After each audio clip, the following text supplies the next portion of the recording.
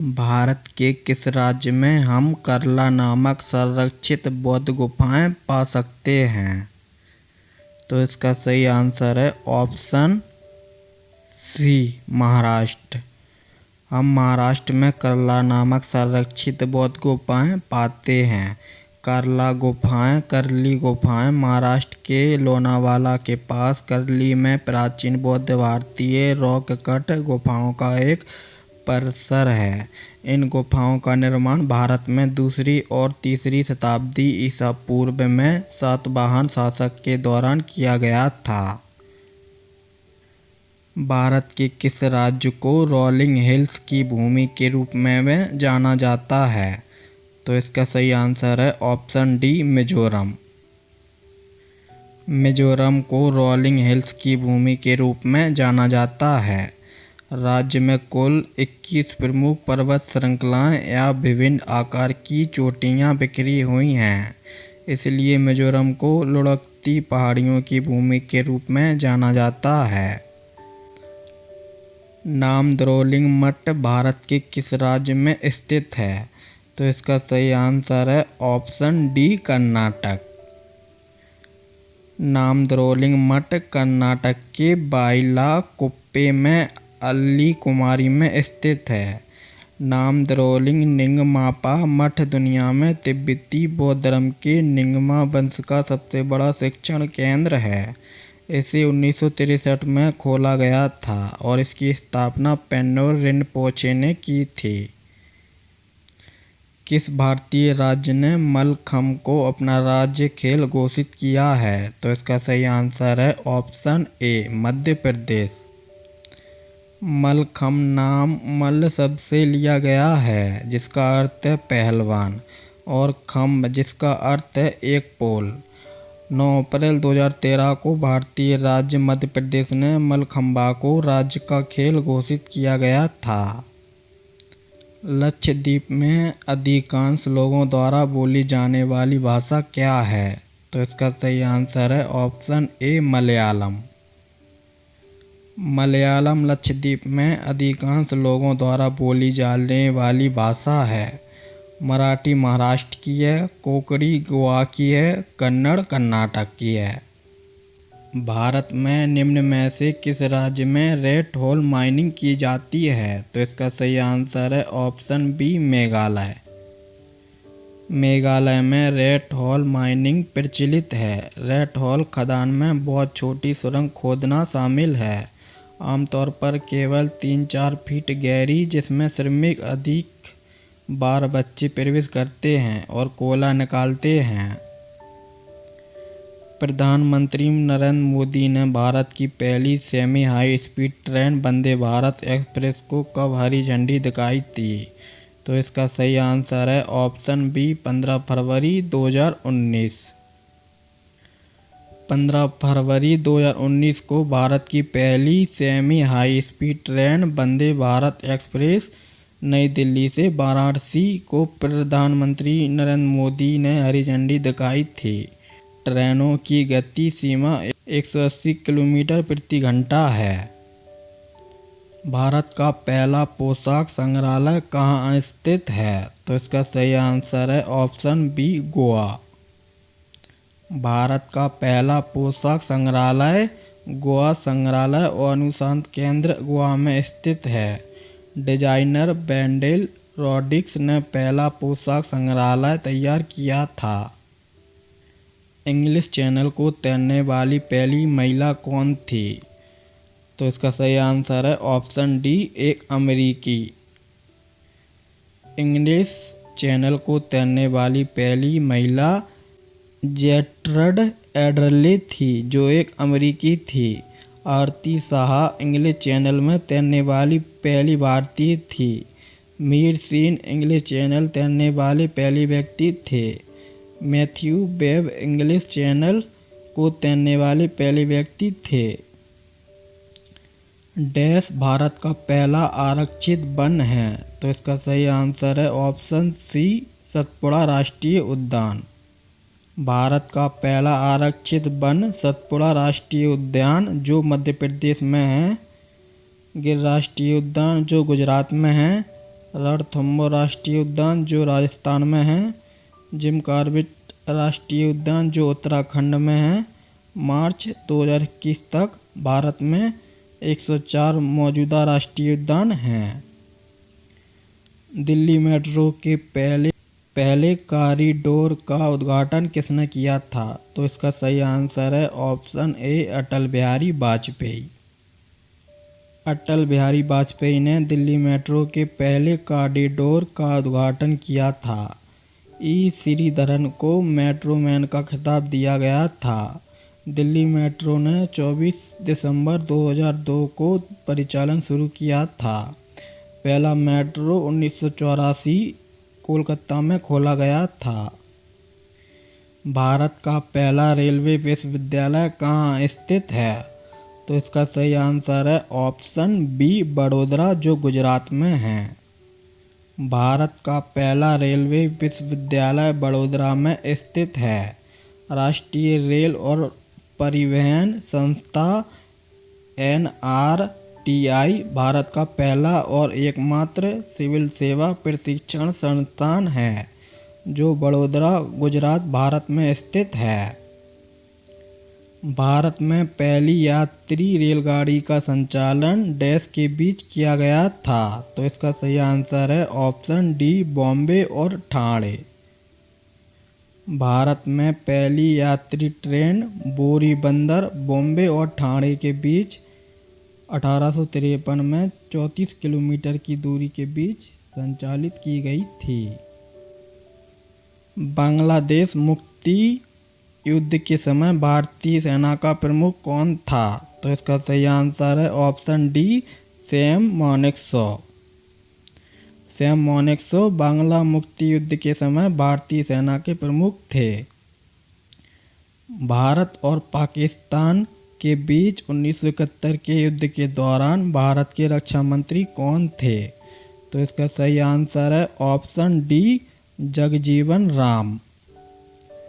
जगजीवन राम भारत और पाकिस्तान के बीच 1971 के दौरान भारत के रक्षा मंत्री थे। भारत के संविधान का कौन सा भाग नागरिकों के कर्तव्यों से संबंधित है? तो इसका सही आंसर है ऑप्शन 4 भाग 4A। मौलिक कर्तव्य प्रारंभ में मौलिक कर्तव्य की संख्या 10 थी, लेकिन भारतीय संविधान के 86 में संवैधानिक संशोधन द्वारा इनकी संख्या 10 से 11 कर दी गई थी। एशियाई चीता को भारत में किस वर्ष विलुप्त घोषित किया गया था? तो इसका सही आंसर है ऑप्शन बी 1952 में। एशियाई चीता को 1952 में भारत में विलुप्त घोषित किया गया था। एशियाई चीता एक गंभीर रूप से लुप्तप्राय चीता उपप्रजाति है जो आज केवल ईरान में जीवित है। ताजमहल को सजाने के लिए मुख्य रूप से निम्न में से किस वास्तु तकनीक का उपयोग किया जाता है? तो इसका सही आंसर है ऑप्शन बी पियन्ना ड्यूरा। ताजमहल को सजाने के लिए मुख्य रूप से पियन्ना ड्यूरा स्थापत्य तकनीकों का उपयोग किया गया है। ताजमहल के वास्तुकार उस्ताद अहमद लाहौरी हैं। शाहजहां ने ताजमहल को अपनी प्यारी पत्नी मुमताज महल की याद में बनवाया गया था। इसे 1632 से 1653 ईस्वी में बनवाया गया था। उर्दू को डैश के रूप में जाना जाता है? तो इसका सही आंसर है ऑप्शन डी लश्करी जवान। उर्दू को लश्करी जवान भी कहा जाता है। इसे कैंप लैंग्वेज के नाम से भी जाना जाता है क्योंकि इसकी उत्पत्ति मुगलों के आर्मी कैंप में हुई थी। 2011 की जनगणना के अनुसार भारत में शहरी ग्रामीण जनसंख्या अनुपात लगभग क्या है? तो इसका सही आंसर है ऑप्शन ए 31:69। 2011 की जनगणना के अनुसार भारत में शहरी ग्रामीण जनसंख्या अनुपात लगभग 11:69 है।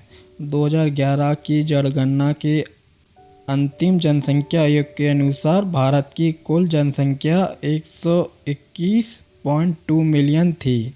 इसमें से ग्रामीण आबादी 833.1 मिलियन और शहरी आबादी 377.1 मिलियन है। टेलीफोन का आविष्कार कब हुआ था? तो इसका सही आंसर है ऑप्शन बी 1876 में।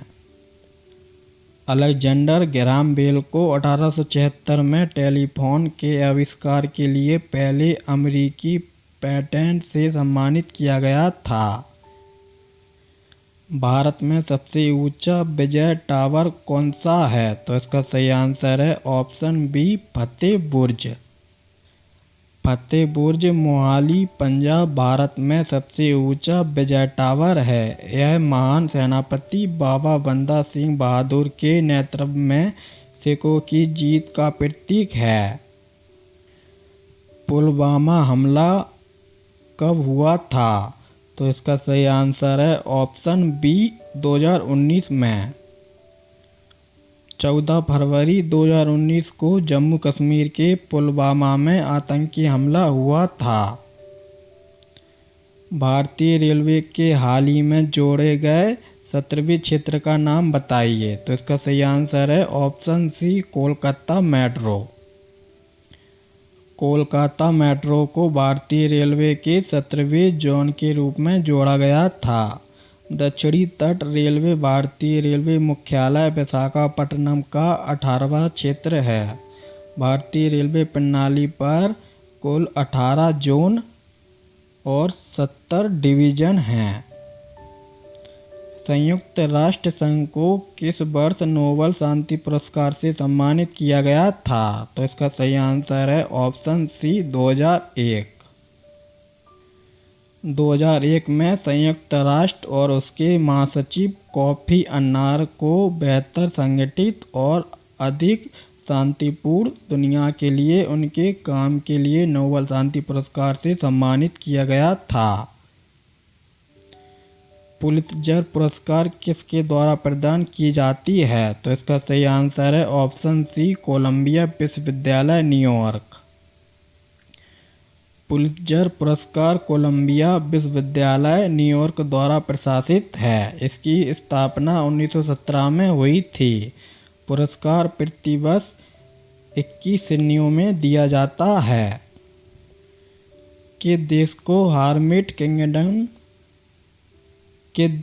हार्मिट किंगडम के नाम से भी जाना जाता है? तो इसका सही आंसर है ऑप्शन ए उत्तर कोरिया। उत्तर कोरिया को हर्मिट किंगडम के नाम से भी जाना जाता है। यह दुनिया का सबसे अलग थलग देश है।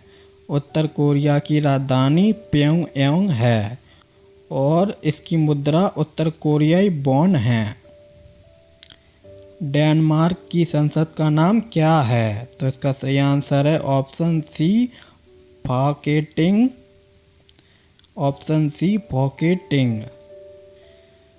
फॉकेटिंग डेनमार्क की संसद का नाम है। डी नेशनल डाइट जापान की संसद है। संसद भारत का सर्वोच्च विधायी निकाय है। स्टार्टिगेट नॉर्वे की संसद है।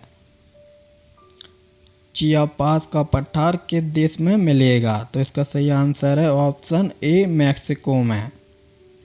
चियापास पठार चियापास राज्य दक्षिण पूर्वी मैक्सिको में पाया जाता है। किंगई तिब्बती पठार दक्षिण पश्चिम चीन में स्थित दुनिया का सबसे ऊंचा और सबसे बड़ा पठार है। गुरुद्वारा पंजा साहिब स्थित है। तो इसका सही आंसर है ऑप्शन बी पाकिस्तान में। गुरुद्वारा पंजा साहिब पाकिस्तान में स्थित है। हर साल अप्रैल में यहाँ 1699 में गुरु गोविंद सिंह द्वारा खालसा के जन्म का उत्सव मनाया जाता है। हरिमंदिर साहिब भारत में सबसे प्रसिद्ध गुरुद्वारा है। अमृतसर में स्थित यह गुरुद्वारा स्वर्ण मंदिर के नाम से प्रसिद्ध है। 1588 में गुरु अर्जुन ने इस पवित्र मंदिर की आधारशिला रखी थी और 1604 में उन्होंने आदि ग्रंथ नामक पवित्र ग्रंथ को यहाँ रखा था। निम्न में से किस क्षेत्र में विटिकल्चर एक विशेषता है? तो इसका सही आंसर है ऑप्शन ए भूमध्य क्षेत्र। भूमध्य सागरीय क्षेत्र विटिकल्चर एक विशेषता है। अंगूर की खेती और कटाई अंगूर की खेती है। बनावन डैश का लोक संगीत है जिसे विवाह समारोह के दौरान गाया जाता है। तो इसका सही आंसर है ऑप्शन डी जम्मू कश्मीर। बनावन कश्मीर का लोक संगीत है जिसे विवाह समारोह के दौरान गाया जाता है। निम्न में से कौन सा केंद्र शासित प्रदेश तरपा उत्सव मनाया जाता है? तो इसका सही आंसर है ऑप्शन सी दादर और नगर हवेली। दादर और नगर हवेली में तर्पण महोत्सव का नाम तरपा नृत्य के नाम पर रखा गया है, जो बरली, कोकना और कोली जनजातियों की एक लोक संस्कृति है। चेंसू डैश राज्य का एक प्रसिद्ध भोजन है। तो इसका सही आंसर है ऑप्शन सी उत्तराखंड। चेंसू दाल उड़द या काली दाल से तैयार चेंसू उत्तराखंड के गढ़वाल क्षेत्र में एक प्रसिद्ध व्यंजन है। महात्मा गांधी समुद्री राष्ट्रीय उद्यान कहाँ स्थित है? तो इसका सही आंसर है ऑप्शन बी अंडमान और निकोबार द्वीप समूह। महात्मा गांधी समुद्री राष्ट्रीय उद्यान अंडमान द्वीप समूह पर बंदूर के पास भारत का एक राष्ट्रीय उद्यान है। इस क्षेत्र में समुद्री जीवन की सुरक्षा के लिए 1983 में राष्ट्रीय उद्यान की स्थापना की गई थी। भारतीय जंगली गधा पाए जाते हैं। तो इसका सही आंसर है ऑप्शन बी गुजरात में। भारतीय जंगली गधा पाया जाता है। तो इसका सही आंसर है ऑप्शन बी गुजरात में। भारतीय जंगली गधा गुजरात में पाया जाता है। कच्छ का छोटा रण जो लगभग 5000 वर्ग किलोमीटर के क्षेत्र को कवर करता है, यह मुख्य रूप से भारतीय जंगली गधा अभयारण्य के रूप में जाना जाता है। इस अभयारण्य की स्थापना 1972 में भारतीय जंगली गधे के अंतिम प्राकृतिक आवास के रूप में की गई थी। ब्रेल प्रणाली आधारित है। तो इसका सही आंसर है ऑप्शन बी डॉट्स। ब्रेल प्रणाली बिंदुओं पर आधारित है। ब्रेल नेत्रहीनों द्वारा उपयोग किए जाने वाले बिंदुओं को ऊपर उठाकर पढ़ने और लिखने की एक प्रणाली है।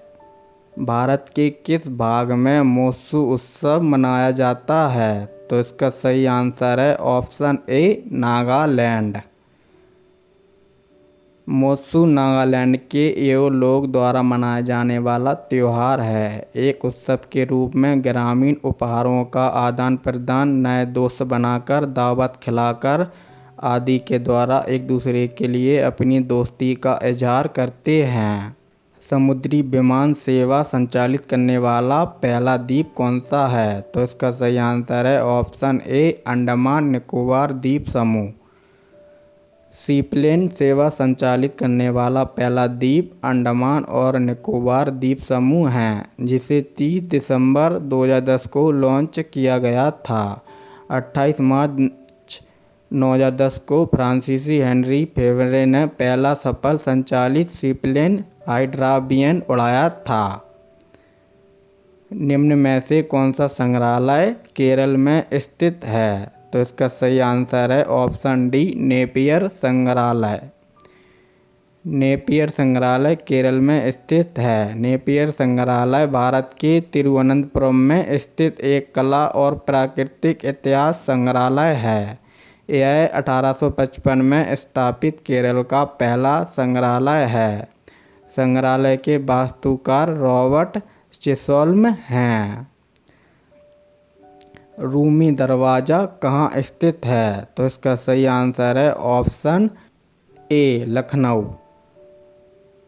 लखनऊ का रूमी दरवाज़ा उत्तर प्रदेश में स्थित है। यह एक भव्य प्रवेश द्वार है जिसे नवाब आसफ-उद-दौला ने 1784 में बनवाया था।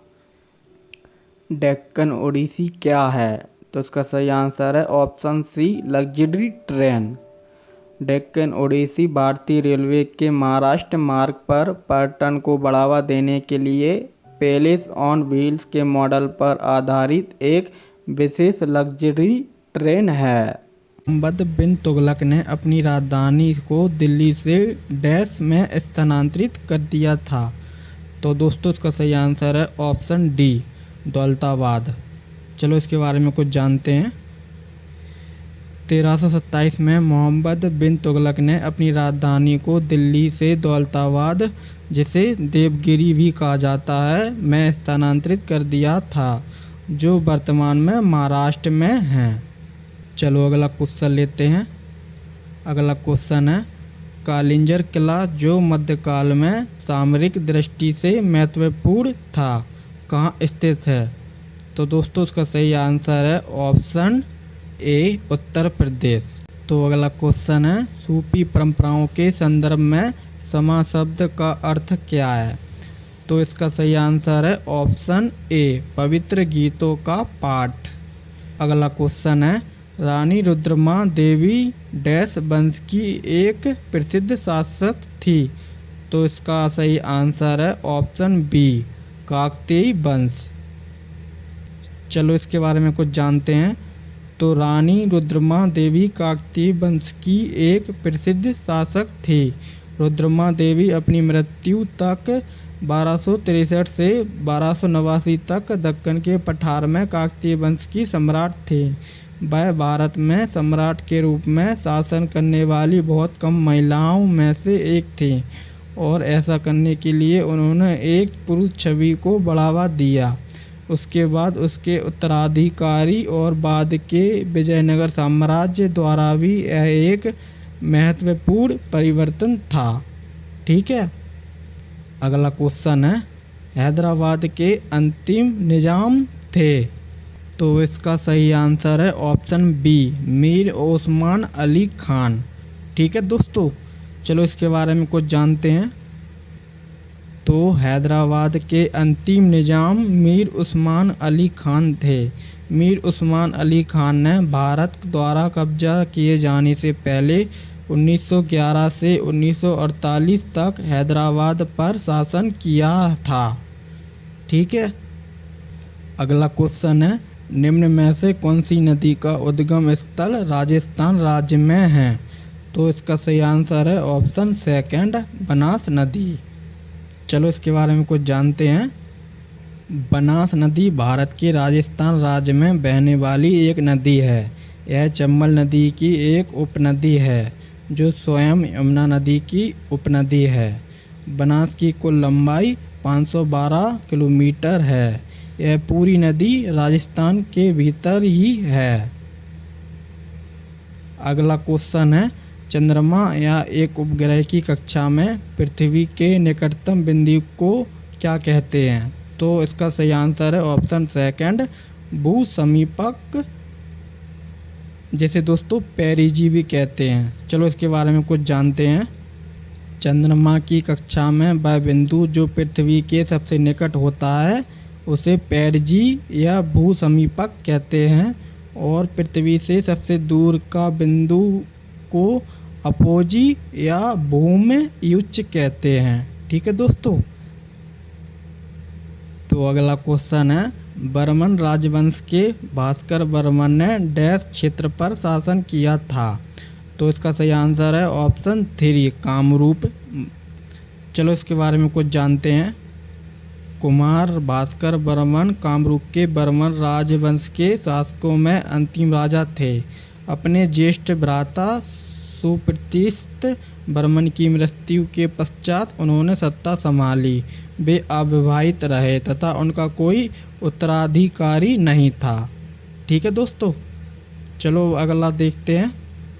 अगला है, पाथवे टू गॉड नामक पुस्तक के लेखक कौन है? तो दोस्तों उसका सही आंसर है ऑप्शन 3, महात्मा गांधी जी। चलो इसके बारे में कुछ जानें। Pathway to God Mahatma Gandhi द्वारा लिखित एक पुस्तक है। राष्ट्रपिता महात्मा गांधी भारत के पिता हैं। उनका जन्म 2 अक्टूबर 1869 को हुआ था। 30 जनवरी 1948 को बंदूक की गोली से उनकी हत्या कर दी गई थी। अगला क्वेश्चन है, स्वामी विवेकानंद ने वर्ष डैश में रामकृष्ण मिशन की स्थापना की थी। तो इसका सही आंसर है ऑप्शन 1 1897 में। चलो इसके बारे में कुछ जानते हैं।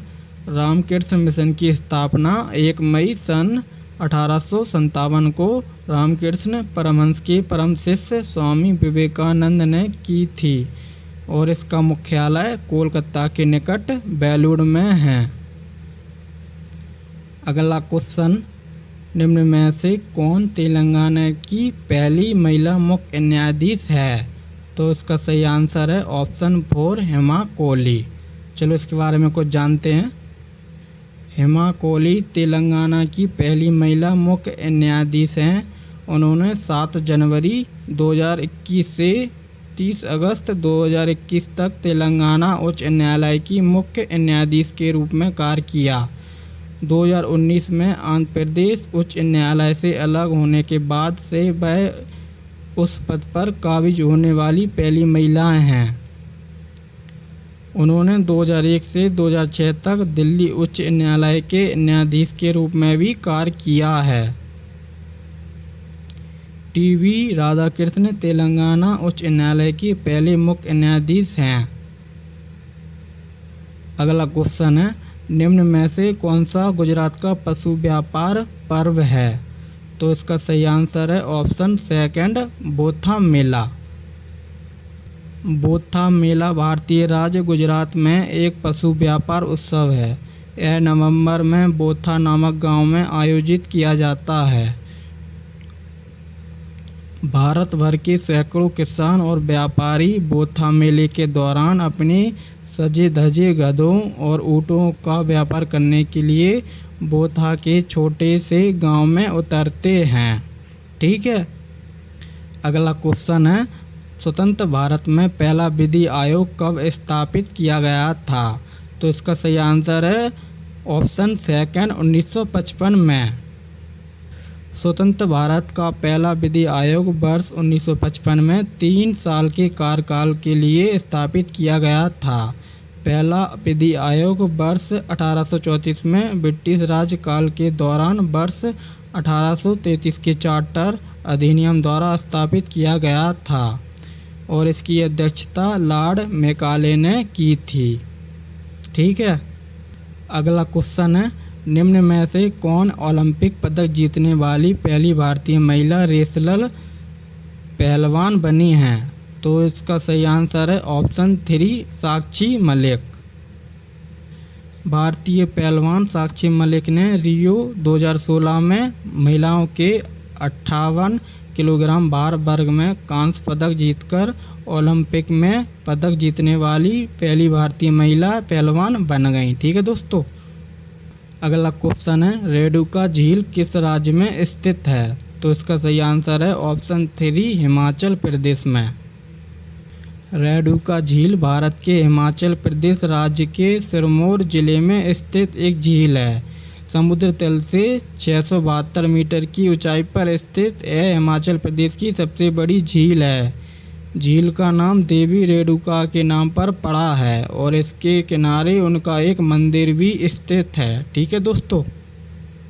अगला क्वेश्चन है, निम्न में से कौन सा राज्य सूरजमुखी की खेती में अग्रणी है? तो इसका सही आंसर है ऑप्शन 3 कर्नाटक। भारत में सूरजमुखी के कुल उत्पादन का 75% हिस्सा कर्नाटक, उड़ीसा, हरियाणा, महाराष्ट्र और बिहार से मिल रहा है। कर्नाटक को सबसे बड़े सूरजमुखी प्रोड्यूसर स्टेट के तौर पर जानते हैं। अगला क्वेश्चन है, पाकिस्तान के किस शहर को मुगलों का बाग या बागों का शहर कहा जाता है? तो दोस्तों इसका सही आंसर है ऑप्शन डी लाहौर। लाहौर पाकिस्तान का दिल है। मुग़ल साम्राज्य की महत्वपूर्ण समृद्ध विरासत के बाद लाहौर दक्षिण एशिया में इस्लाम के साथ प्रसिद्ध हुआ, जिसे मुग़लों के बगीचे या बगीचों के शहर के रूप में भी जाना जाता है। अगला क्वेश्चन है, निम्न में से किस समाचार पत्र की शुरुआत लाला लाजपत राय द्वारा नहीं की गई थी। तो दोस्तों इसका सही आंसर है option B, young India. Young India 1919 से 1931 ईस्वी तक मोहनदास करमचंद गांधी द्वारा प्रकाशित अंग्रेजी में एक साप्ताहिक पत्र या पत्रिका थी। ठीक है दोस्तों, अगला क्वेश्चन है, भारत और पाकिस्तान के बीच 1971 के युद्ध के दौरान भारत के रक्षा मंत्री कौन थे? तो दोस्तों उसका सही आंसर है ऑप्शन डी, जगजीवन राम। ठीक है दोस्तों, चलो अगला क्वेश्चन लेते हैं। अगला क्वेश्चन है, ठीक है दोस्तों, चलो अगला क्वेश्चन लेते हैं। अगला क्वेश्चन है, अटल बिहारी वाजपेयी ने शांति घोषणा पर हस्ताक्षर करने के लिए लाहौर की बस यात्रा किस वर्ष की थी? तो इसका सही आंसर है ऑप्शन सी, 1999 में। ठीक है दोस्तों, अटल बिहारी वाजपेयी ने 1999 में एक शांति घोषणा पर हस्ताक्षर करने के लिए लाहौर की बस यात्रा की थी, जिसे 21 फरवरी 1999 को लाहौर घोषणा के रूप में भी जाना जाता है। यह भारत और पाकिस्तान के बीच एक द्विपक्षीय समझौता और शासन संधि है। ठीक है दोस्तों, अगला क्वेश्चन है, चंद्रनगर जिसे चंदन नगर भी कहते हैं, 23 मार्च 1757 को ब्रिटिश नौसेना द्वारा कब्जा कर लिया गया एक डैश उपनिवेश था। तो दोस्तों उसका सही आंसर है ऑप्शन ए, फ्रेंच। चंद्रनगर 23 मार्च 1757 को ब्रिटिश नौसेना द्वारा कब्जा कर लिया गया एक फ्रांसीसी उपनिवेश था। चंदन नगर भारतीय राज्य पश्चिम बंगाल में हुगली जिले का एक शहर है। ठीक है दोस्तों, अगला क्वेश्चन है, ओलोंग डैश का एक प्रकार है। तो दोस्तों उसका सही आंसर है ऑप्शन बी, चाय। ओलोंग चाय का एक प्रकार है। यह एक पारंपरिक अर्ध ऑक्सीडाइज्ड चीनी चाय है जो एक प्रक्रिया द्वारा उत्पादित होती है, जिसमें पौधे को तेज धूप में सुखाना और कर्लिंग और घुमा से पहले ऑक्सीकरण करना शामिल है। ठीक है, अगला क्वेश्चन है, प्रथम स्टार गिल्ड पुरस्कार समारोह की शुरुआत मुंबई में वर्ष डैश में की गई थी। तो दोस्तों उसका सही आंसर है ऑप्शन डी, 2004 में। 2003 से 2004 के फिल्म सत्र की उत्कृष्ट फिल्म और टेलीविज़न उपलब्धियों का सम्मान करने के लिए पहला स्टार गिल्ड पुरस्कार समारोह 28 मई 2004 को मुंबई में आयोजित किया गया था। अगला क्वेश्चन है, गुरु नानक साहिब की जन्मभूमि जिसे फिलहाल ननकाना साहिब भी कहते हैं को पहले क्या कहा जाता था? तो दोस्तों उसका सही आंसर है ऑप्शन सी, राई भोई दी तलवंडी। गुरु नानक की जन्म स्थली जिसे आज ननकाना साहिब के नाम से भी जाना जाता है को पहले राय भोई दी तलवंडी कहा जाता था। अगला क्वेश्चन, 1968 में निम्न में से किसने साहित्य अकादमी पुरस्कार प्राप्त किया था? तो दोस्तों उसका सही आंसर है ऑप्शन सी, हरिवंश राय बच्चन। 1968 में हरिवंश राय बच्चन को साहित्य अकादमी पुरस्कार दिया गया था। महात्मा गांधी ने किसे दीनबंधु की उपाधि दी थी? तो इसका सही आंसर है option B, CF Andrews. Mahatma Gandhi ने भारतीय स्वतंत्रता आंदोलन में उनके योगदान के लिए CF एंड्रयूज को दीनबंधु, जिसे गरीबों का मित्र कहा जाता है, की उपाधि दी गई थी। ठीक है दोस्तों,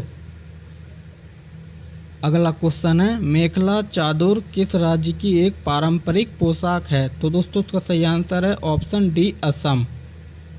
मेखला चादर असमिया महिलाओं द्वारा पहना जाने वाला एक पारंपरिक पोशाक है। अगला क्वेश्चन है, चिकनकारी कढ़ाई के लिए प्रसिद्ध स्थल कौन सा है? तो दोस्तों उसका सही आंसर है ऑप्शन बी, लखनऊ। लखनऊ चिकनकारी कढ़ाई के लिए बहुत प्रसिद्ध है। ठीक है दोस्तों, अगला क्वेश्चन है, भारत में पिन कोड कब शुरू किया गया था? तो दोस्तों उसका सही आंसर है ऑप्शन सी, 1972। 1972 में पिन कोड की शुरुआत की गई थी। ठीक है। अगला क्वेश्चन है, मानव विकास रिपोर्ट पहली बार कब प्रकाशित की गई थी? तो दोस्तों उसका सही आंसर है ऑप्शन सी 1990। मानव विकास रिपोर्ट संयुक्त राष्ट्र विकास कार्यक्रम के मानव विकास रिपोर्ट कार्यालय द्वारा प्रकाशित एक वार्षिक रिपोर्ट है। यह पहली बार 1990 में प्रकाशित हुआ था। अगला क्वेश्चन है, साहित्य अकादमी पुरस्कार की स्थापना किस वर्ष हुई थी? तो दोस्तों उसका सही आंसर है ऑप्शन बी 1954 में। साहित्य अकादमी पुरस्कार वर्ष 1954 में स्थापित किया गया था। पहला पुरस्कार 1955 में दिया गया था। किसी भी प्रमुख भारतीय भाषा में प्रकाशित साहित्यिक योग्यता की सबसे उत्कृष्ट पुस्तकों को इस प्रतिष्ठित पुरस्कार से सम्मानित किया जाता है। 2009 के बाद पुरस्कार राशि को बढ़ाकर 1 लाख कर दिया गया था। अगला क्वेश्चन है, रूमी दरवाज़ा कहाँ स्थित है? तो इसका सही आंसर है ऑप्शन ए लखनऊ में। लखनऊ का रूमी दरवाज़ा उत्तर प्रदेश में स्थित है। यह एक भव्य प्रदेश द्वार है जिसे नवाब आसफ उद दौला ने 1784 में बनवाया था।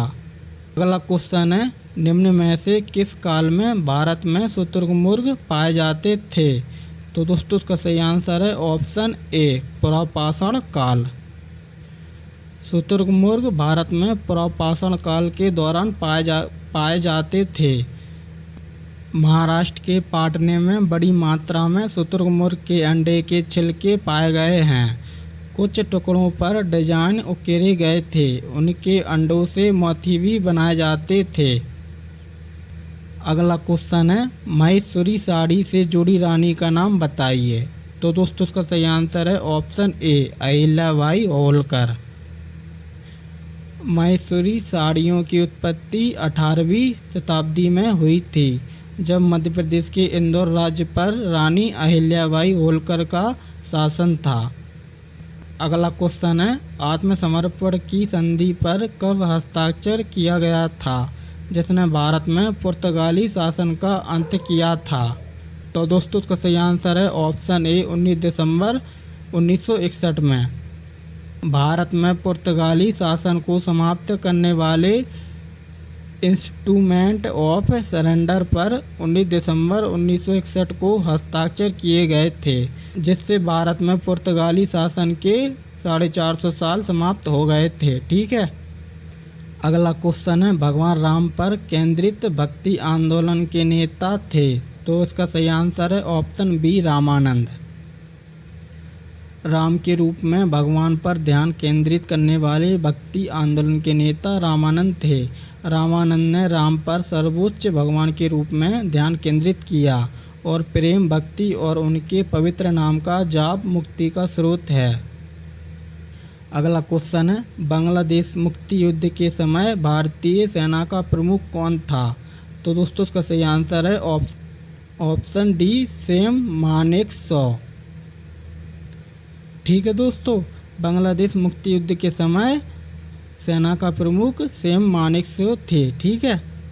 अगला क्वेश्चन है, निम्न में से कौन सा भारतीय जापान में डार्टिगटन हॉल स्कूल के संस्थापकों में से एक था? तो दोस्तों इसका सही आंसर है ऑप्शन डी रविंद्रनाथ टैगोर।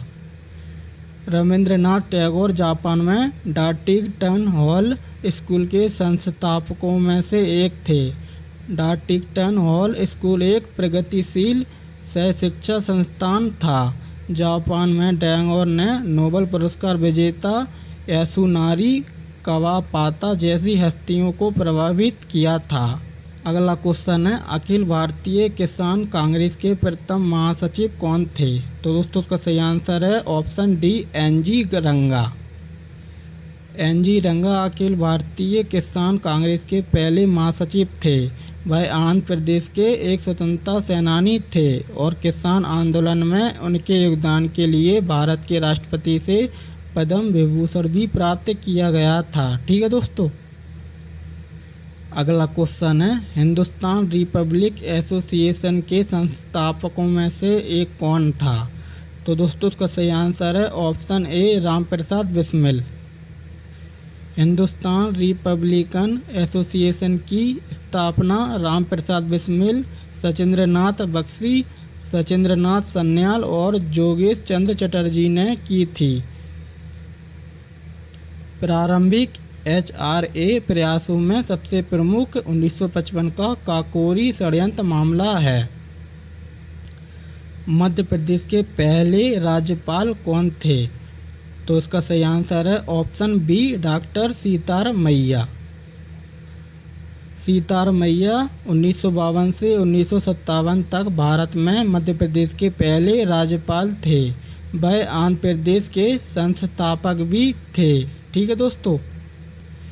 कथकली अगला क्वेश्चन है कथकली नृत्य ललित कला डैश रूपों का सामंजस्यपूर्ण संयोजन है। तो इसका सही आंसर है दोस्तों ऑप्शन सी 5। कथकली केरल का शास्त्रीय नृत्य है। यह ललित कला के 5 रूपों का एक सामंजस्यपूर्ण संयोजन है। साहित्य, संगीत, पेंटिंग, अभिनय और नृत्य। ठीक है दोस्तों।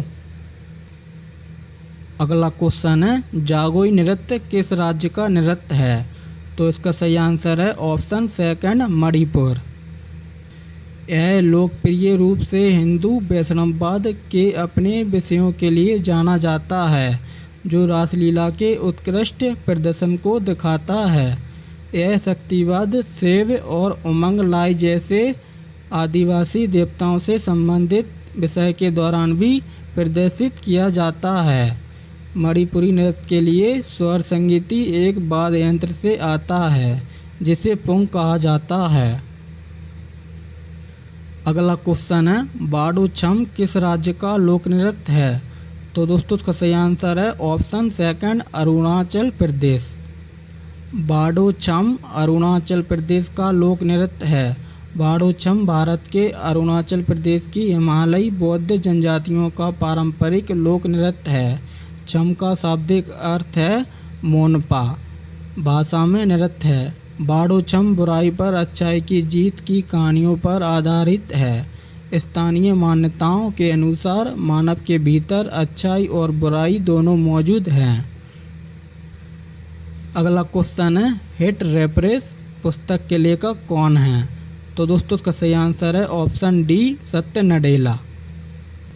Hit reference the quest to rediscover Microsoft Soul and imagine a better future for everyone। सत्य नडेला और सह लेखक जिल ट्रेसी निकोल्स और ग्रेग शो की एक नॉन फिक्शन किताब है जिसमें बिल गेट्स की प्रस्तावना है जो 2017 में प्रकाशित हुई थी। ठीक है दोस्तों। अगला क्वेश्चन है स्टैनली जलाशय निम्न में से किस राज्य में स्थित है? तो इसका सही आंसर है ऑप्शन ए तमिलनाडु। स्टैनली जलाशय दक्षिण भारत में मछली पकड़ने के सबसे बड़े जलाशयों में से एक है। इसके पानी का मुख्य स्रोत कावेरी नदी है। तमिलनाडु में कावेरी नदी पर स्टैनली जलाशय को मैटूर बांध के नाम से भी जाना जाता है। अगला क्वेश्चन है पाइका नृत्य किस राज्य का लोक नृत्य है? तो इसका सही आंसर है ऑप्शन सेकंड उड़ीसा। पाइका नृत्य भारतीय राज्य उड़ीसा से संबंधित है। पाइका नृत्य उड़ीसा का एक प्रसिद्ध नृत्य रूप है जिसका अभ्यास उड़िया सेना के पाइका करते हैं। इस नृत्य का मुख्य लक्ष्य शारीरिक उत्तेजना को बढ़ाना और आंतरिक साहस का विकास करना है। ठीक है। अगला क्वेश्चन है वर्ष 2016 में कौन सा राज्य भारत का पहला पूर्ण जैविक खेती वाला राज्य बना? तो दोस्तों इसका सही आंसर है ऑप्शन बी सिक्किम। 2016 में सिक्किम भारत का पहला पूर्ण जैविक खेती वाला राज्य बन गया। 2003 में सिक्किम राज्य में रासायनिक उर्वरकों के आयात को रोक दिया गया था और तब से वहाँ की खेती योग्य भूमि व्यवहारिक रूप से जैविक है और सिक्किम के किसान जैविक खाद के पारंपरिक उपयोगकर्ता हैं। ठीक है। अगला क्वेश्चन है, ज्ञानपीठ पुरस्कार के पहले प्राप्तकर्ता कौन थे? तो दोस्तों इसका सही आंसर है ऑप्शन ए जी शंकर कुरूप। अकीथम मलयालम साहित्य के लिए ज्ञानपीठ पुरस्कार पाने वाले छठे लेखक हैं। 1965 में प्रसिद्ध मलयालम लेखक जी शंकर कुरूप ज्ञानपीठ पुरस्कार के पहले विजेता बने। अगला क्वेश्चन है, उड़ीसा में निम्न में से कौन सा कठपुतली नृत्य किया जाता है? तो इसका सही आंसर है ऑप्शन बी कंधेई। सकी कंधे एक स्ट्रिंग कठपुतली शो है जो भारतीय राज्य उड़ीसा में लोकप्रिय है, खासकर उड़ीसा के केंद्रपाड़ा जिले में।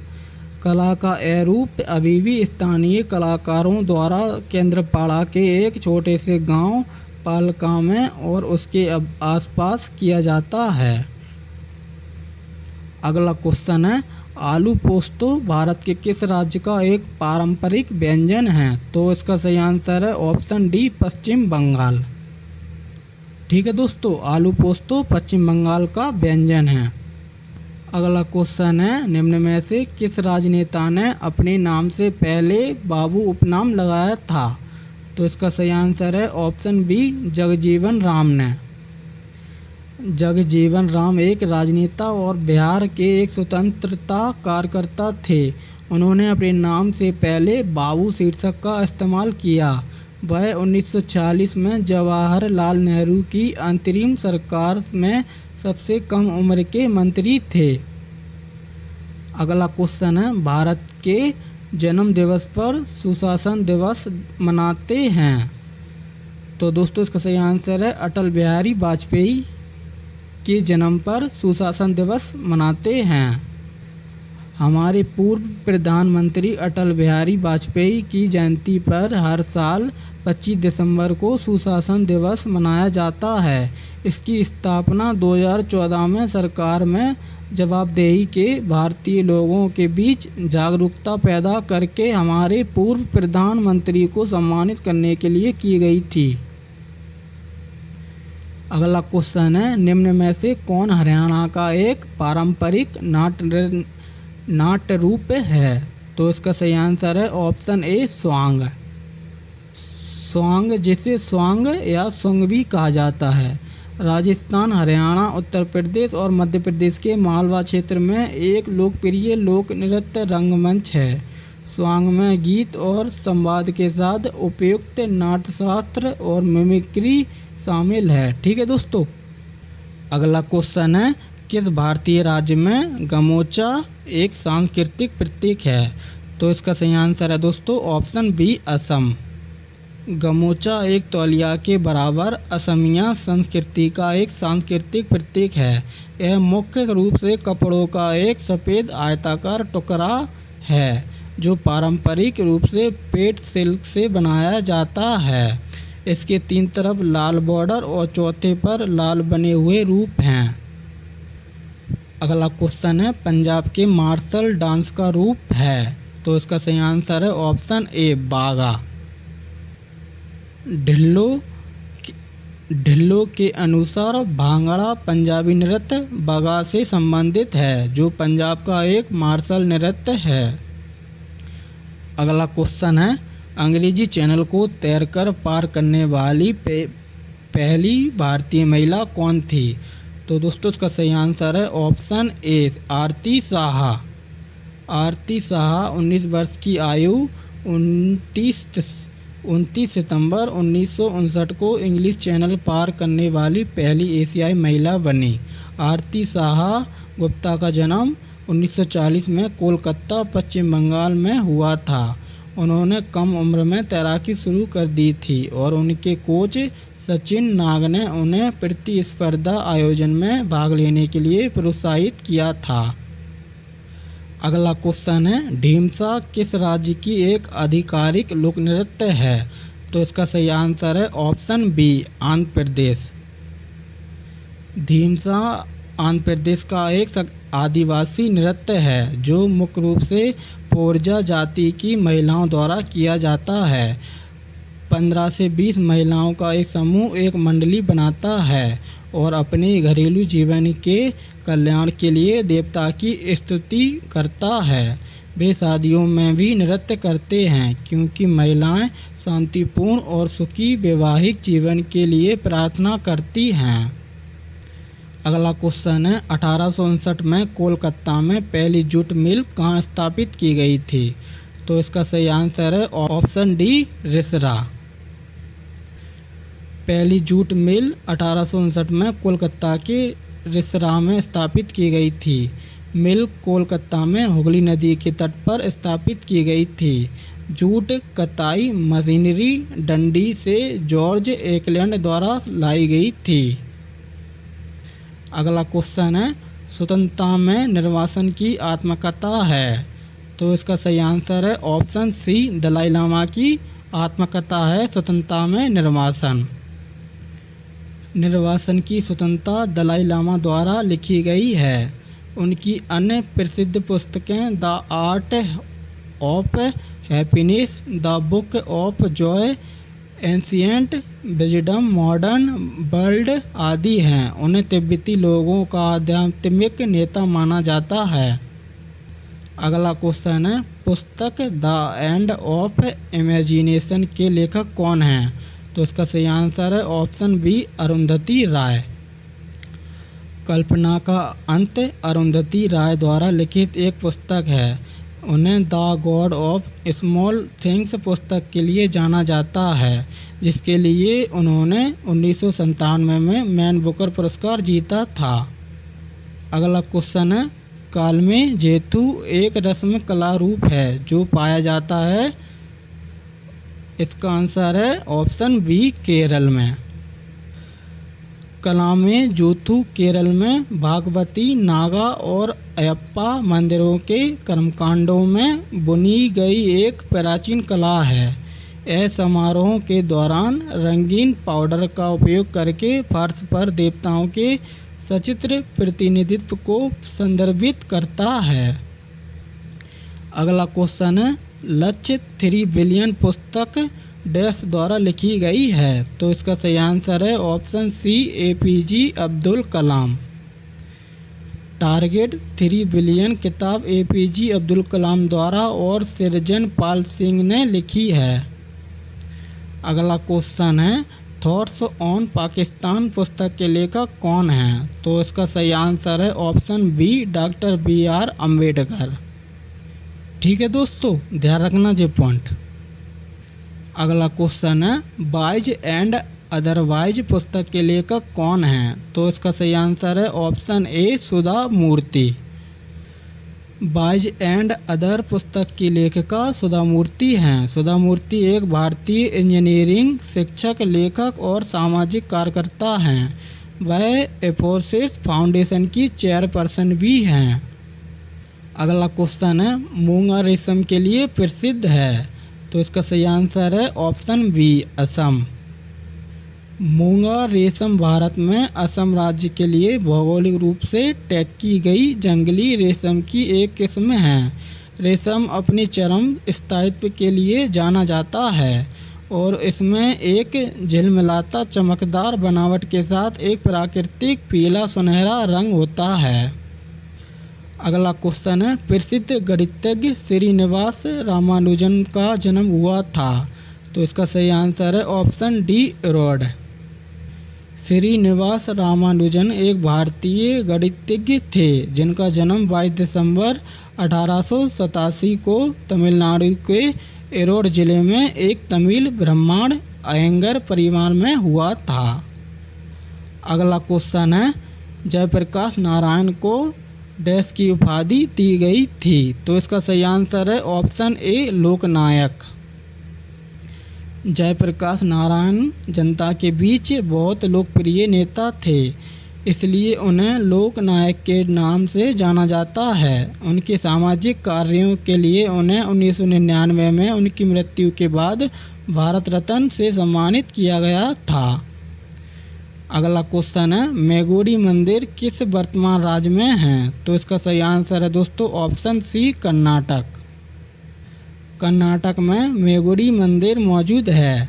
मेगुड़ी जैन मंदिर ऐहोल में एक स्मारक है जिसका निर्माण 634 ईस्वी में द्रविड़ शैली की वास्तुकला में किया गया था।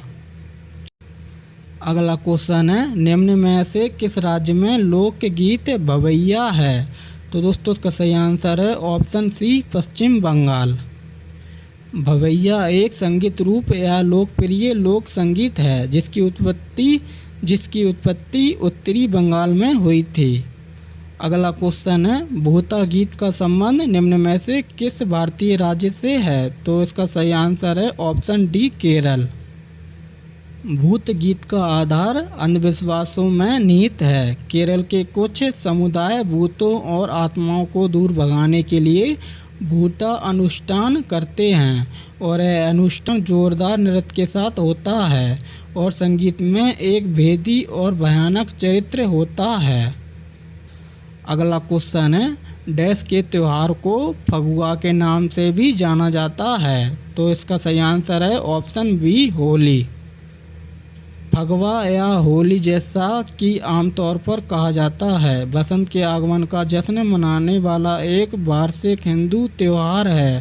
होली एक लोकप्रिय प्राचीन हिंदू त्यौहार है जो भारतीय उपमहाद्वीप से उत्पन्न हुआ है। अगला क्वेश्चन है, पकौड़े झील भारत के किस राज्य में स्थित है? तो इसका सही आंसर है ऑप्शन सी, केरल में। केरल की 10 झीलें जो आपको अपनी अद्भुत सुंदरता से मंत्रमुग्ध कर देंगी। अष्टमुडी झील, पेरियार झील, वेम्बनाड झील, पकौड़े झील, बेलियानी झील, परबूर झील, पुत्रमंदा झील, सस्थम कोट्टा झील, मननचिरा झील, बीरनपुजा झील। अगला क्वेश्चन है, किस त्यौहार को पूर्व का महाकुंभ भी कहा जाता है? तो इसका सही आंसर है ऑप्शन सी, अम्बुबाची मेला। अम्बुबाची मेला पूर्वी भारत की सबसे बड़ी सभाओं में से एक है। यह गुवाहाटी, असम में कामाख्या मंदिर का सबसे महत्वपूर्ण त्यौहार है और हर साल जून के महीने में मनाया जाता है। अम्बुबाची का अर्थ है पानी से बोली जाने वाली और इसका अर्थ यह भी है कि इस महीने के दौरान होने वाली बारिश पृथ्वी को उपजाऊ और प्रजनन के लिए तैयार करती है। अगला क्वेश्चन है, मिंजर मेला निम्न में से किस राज्य का एक लोकप्रिय मेला है? तो इसका सही आंसर है ऑप्शन सी, हिमाचल प्रदेश।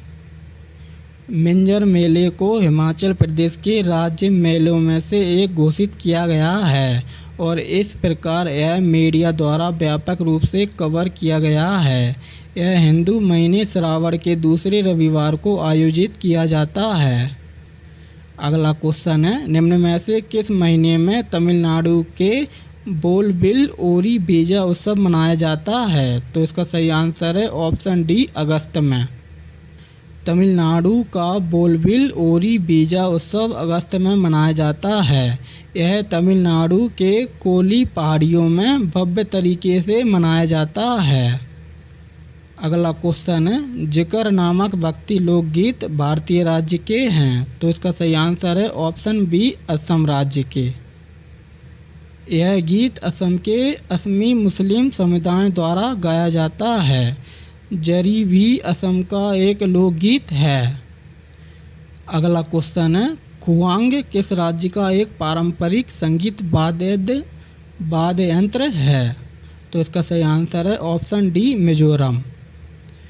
खुआंग मिजोरम का एक पारंपरिक वाद्य यंत्र है। यह एक खोखले पेड़ से बना है जिसके दोनों तरफ जानवरों की खाल से लिपटा हुआ है। अगला क्वेश्चन है, चक्री एक प्रकार का पारंपरिक संगीत है जो भारतीय राज्य डैश में लोकप्रिय है। तो इसका सही आंसर है ऑप्शन सी, जम्मू कश्मीर। चक्री जम्मू में बजाए जाने वाले पारंपरिक संगीत के सबसे लोकप्रिय प्रकारों में से एक है। अगला क्वेश्चन है, पारो शहर डैश का एक प्रसिद्ध पर्यटन स्थल है। तो इसका सही आंसर है दोस्तों ऑप्शन सी, भूटान। पारो शहर भूटान में एक प्रसिद्ध पर्यटन स्थल है। पारो राजधानी थिम्पू के पश्चिम में भूटान में एक घाटी शहर है। यह शहर अपने ड्रक चोइंग मंदिर के लिए प्रसिद्ध है, जिसे 1525 में तिब्बत में रालुंग के राजकुमार महासवा नगवांग चोगेल द्वारा बनाया गया था। अगला क्वेश्चन है, निम्न में से कौन सा संगीत वाद्य यंत्र रीड यंत्र है? तो इसका सही आंसर है ऑप्शन ए शहनाई। एक सामग्री की एक पतली पट्टी है जो एक संगीत वाद्य यंत्र पर ध्वनि उत्पन्न करने के लिए कंपन करती है। अधिकांश वुडविड इंस्ट्रूमेंट रीड, अरंडू, डोनेक्स या सिंथेटिक सामग्री से बनाए जाते हैं। अगला क्वेश्चन है, घो डैश में पुरुषों का पारंपरिक एवं राष्ट्रीय परिधान है? तो इसका सही आंसर है ऑप्शन सी भूटान। चीन और भारत के बीच बसे एक छोटे से हिमालयी साम्राज्य भूटान में सभी के लिए राष्ट्रीय पोशाक पहनना अनिवार्य है। पुरुषों के लिए इसका मतलब है घो, कमर पर एक बेल्ट से बंधा हुआ घुटने तक का गाउन जिसे कैरम कहा जाता है। अगला क्वेश्चन है, मांड मुख्य रूप से डैश की एक पारंपरिक लोक गायन शैली है? तो इसका सही आंसर है ऑप्शन सी राजस्थान। मांड त्यौहार हर साल अक्टूबर के महीने में राजस्थान के वीरों की याद में मनाया जाता है। यह हिंदू कैलेंडर के अनुसार अश्विन मास को शरद पूर्णिमा को पड़ता है। अगला क्वेश्चन है, राजस्थान के किसान खेतों में काम करते हुए निम्न में से कौन सा गीत गाते हैं? तो इसका सही आंसर है ऑप्शन ए पखिंडा। राजस्थान के किसान खेतों में काम करते हुए पखिंडा गाते हैं। किसान अलगोजा और मंजीरा बजाते हुए गाते और बोलते हैं। अगला क्वेश्चन है, निम्न में से किस राज्य में फोडोंग मठ स्थित है? तो इसका सही आंसर है ऑप्शन डी सिक्किम। फोडोंग मठ सिक्किम में स्थित एक बौद्ध मठ है। अगला क्वेश्चन है, दशई डैश का सबसे लंबा और सबसे महत्वपूर्ण त्यौहार है? तो इसका सही आंसर है ऑप्शन डी नेपाल। दशई नेपाल का सबसे लंबा और सबसे महत्वपूर्ण त्यौहार है। देवी दुर्गा ने पूरी दुनिया को आतंकित करने वाले राक्षस महिषासुर का वध किया था, इसलिए दशई को बुराई पर अच्छाई की जीत के लिए मनाया जाता है। अगला क्वेश्चन है, निम्न में से कौन सा मठ सिक्किम में स्थित है? तो इसका सही आंसर है ऑप्शन डी रूमटेक। रूमटेक मठ, जिसे धर्मचक्र केंद्र भी कहा जाता है, भारत के सिक्किम राज्य में राजधानी गंगटोक के पास स्थित एक गोम्पा है। यह तिब्बती बौद्ध धर्म के करम काग्यू स्कूल के भीतर सांप्रदायिक तनाव का केंद्र बिंदु है, जो करमापा विवाद की विशेषता है। पहला क्वेश्चन है, निम्न में से कौन सा त्यौहार उड़ीसा में मनाया जाता है? तो दोस्तों आप लोगों को दोस्तों आंसर तो दिख रहा होगा। इसका आंसर है दोस्तों बाली तृतीय। तो दोस्तों चलो बाली तृतीय के बारे में थोड़ा कुछ जानते हैं। तो दोस्तों इस दिन विवाहित महिलाएं उपवास रखती हैं और दोस्तों भगवान शिव और देवी पार्वती की पूजा करती हैं। बाली तृतीय अगस्त दिसंबर के महीने में मनाया जाता है। इस त्यौहार की रस्म यह है कि लोग अपने घरों की छतों को लाठी से पीटते हैं और बुराइयों से छुटकारा पाने के लिए घर के सामने से पत्थरों को हटाते हैं। ठीक है दोस्तों, चलो अगला क्वेश्चन लेते हैं। अगला क्वेश्चन है, निम्न में से कौन सी नोबल गैस अचेतन शून्य करने के लिए उपयोग की जाती है? तो दोस्तों इसका आंसर है जीनॉन। चलो दोस्तों इसके बारे में कुछ जानते हैं। जीनॉन एक रासायनिक तत्व है जिसका प्रतीक Xe है। यह रंगीन, भारी, गंधहीन अक्रिय गैस है। सामान्य परिस्थितियों में यह तत्व निष्क्रिय होता है, लेकिन कुछ रासायनिक प्रतिक्रियाओं में भाग लेकर यह जीनॉन हेक्साफ्लोरोप्लाटिन बनाता है। और दोस्तों परमाणु संख्या है दोस्तों जीनॉन का 54, परमाणु द्रव्यमान दोस्तों 131.293। ठीक है दोस्तों, और इसके दोस्तों खोज करता है विलियम रामसे मॉरिस ट्रेवर्स, और दोस्तों इसकी खोज हुई थी 1898 में। चलो अगला क्वेश्चन लेते हैं। अगला क्वेश्चन है, निम्न में से कौन सा नृत्य गोवा का लोक नृत्य है? इसका आंसर है फुगड़ी। चलो कुछ जानते हैं। फुगड़ी गोवा का एक लोक नृत्य है जो कोंकण क्षेत्र की महिलाओं द्वारा गणेश चतुर्थी और व्रत जैसे धार्मिक त्योहारों के दौरान किया जाता है। चलो अगला क्वेश्चन लेते हैं। अगला क्वेश्चन है जीएसटी परिषद में कितने सदस्य हैं? आंसर है 33। इसके बारे में कुछ जानते हैं। जीएसटी परिषद में 33 सदस्य हैं। 33 सदस्यों में से 2 संघीय सरकार से आते हैं और 28 राज्यों से और 3 केंद्र शासित प्रदेशों से आते हैं जिन्होंने कानून पारित किया है। वस्तु एवं सेवा कर परिषद अनुच्छेद 269(a) के तहत स्थापित एक संवैधानिक निकाय है। अगला क्वेश्चन लेते हैं। अगला क्वेश्चन है दोस्तों 2011 की जनगणना के अनुसार निम्न में से किस राज्य में सर्वाधिक ग्रामीण आबादी है? तो दोस्तों इसका आंसर है उत्तर प्रदेश। चलो कुछ जानते हैं। तो दोस्तों उत्तर प्रदेश की राजधानी लखनऊ है और इसका गठन हुआ था 1 नवंबर 1956 में। क्षेत्रफल दोस्तों 2,40,928 वर्ग किलोमीटर। जिले 75 हैं, संभाग 4 हैं, मंडल 18 हैं। चलो अगला क्वेश्चन लेते हैं। अगला क्वेश्चन है निम्न में से किस अखबार का संपादन दादा भाई नौरोजी ने किया था? तो उसका सही आंसर है राष्ट्र गुप्तार का। तो दोस्तों दादा भाई का पूरा नाम दादा भाई नौरोजी। इनका जन्म हुआ था 4 सितंबर 1825 में मुंबई में, महाराष्ट्र में। और दोस्तों इनकी मृत्यु हुई थी 30 जून 1917 में मुंबई में हुई थी दोस्तों। नागरिकता इनकी दोस्तों भारतीय हैं जी। पार्टी से दोस्तों भारतीय राष्ट्रीय कांग्रेस की पार्टी से थे। और दादा भाई नौरोजी को दोस्तों भाषा गुजराती आती थी, अंग्रेजी आती थी, हिंदी आती थी। और ये दोस्तों इनका व्यवसाय बौद्धिक शिक्षक, व्यापारी, कपास और एक प्रारंभिक भारतीय राजनीतिक नेता हैं। प्रसिद्ध नाम भारत के ग्रैंड ओल्ड मैन। ठीक है दोस्तों। चलो अगला क्वेश्चन लेते हैं। अगला क्वेश्चन है भारत के निम्न में से किस राज्य में सबसे लंबी तट रेखा है? तो इसका आंसर है गुजरात। चलो इसके बारे में कुछ जानते हैं। तो दोस्तों गुजरात की राजधानी गांधीनगर है और इसकी स्थापना हुई थी 1 मई 1960 को। इसका घनत्व 258 वर्ग किलोमीटर। इसका क्षेत्रफल है 1,96,024 वर्ग किलोमीटर। देश में 6वां स्थान है गुजरात का क्षेत्रफल में और इसके जिलों की संख्या है 33। सबसे बड़ा नगर है गुजरात का अहमदाबाद।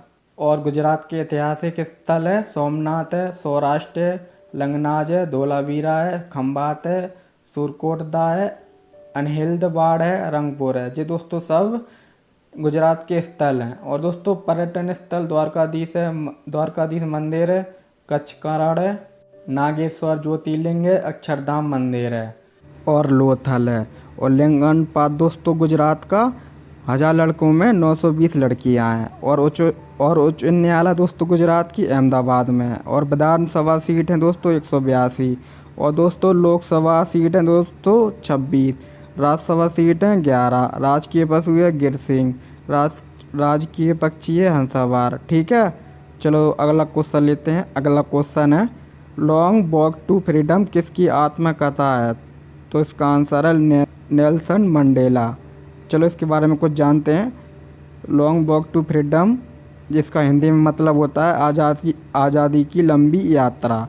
दक्षिण अफ्रीका के पहले अश्वेत राष्ट्रपति हैं नेल्सन मंडेला और जिसे 1995 में लिटिल ब्राउन एंड कंपनी के द्वारा प्रकाशित किया गया था। यह पुस्तक उनकी प्रारंभिक जीवन, जवानी, शिक्षा और 27 वर्ष की उम्र में हुई कैद के बारे में है। रंगभेद सरकार के तहत मंडेला को एएनसी में नेता की भूमिका निभाने पर अपराधी घोषित किया गया था और कुख्यात जेल रोबिन द्वीप पर जेल में बंद किया गया था। ठीक है दोस्तों। चलो अगला लेते हैं क्वेश्चन। अगला क्वेश्चन है मुगल काल में संस्कृत से फारसी में अनुदित महाभारत को अन्य नाम से भी जाना जाता है। तो दोस्तों इसका आंसर है रजनीनामा। रजनीनामा महाभारत की फारसी अनुवाद है जो अकबर के समय में करवाया गया था। 1574 में अकबर ने फतेहपुर सीकरी में मकदब खाना शुरू किया। इसके साथ अकबर ने राजतरंगिणी, रामायण वगैरह जैसे संस्कृत ग्रंथों को फारसी में अनुवाद करने के लिए हिमायत दी। ठीक है दोस्तों। चलो अगला क्वेश्चन लेते हैं। अगला क्वेश्चन है बैंक ऑफ बड़ौदा का मुख्यालय कहाँ है? तो इसका आंसर है बड़ोदरा में। चलो इसके बारे में कुछ जानते हैं दोस्तों।